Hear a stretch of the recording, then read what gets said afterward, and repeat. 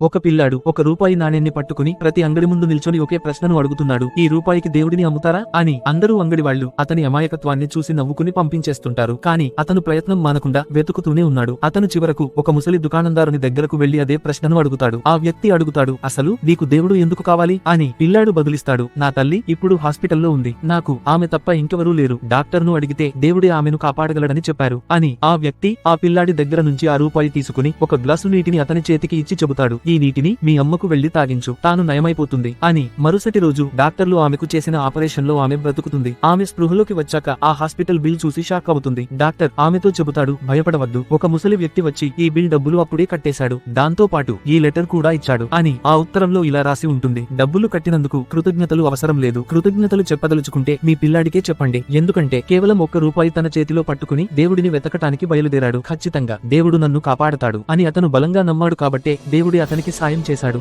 కాబట్టి దేవుని కృప పొందటం కోసం కోట్లు ఖర్చు పెట్టాల్సిన అవసరం లేదు. దేవునిపై నమ్మకంతో ఒక్క రూపాయి అతని హుండీలో వేసినా చాలు.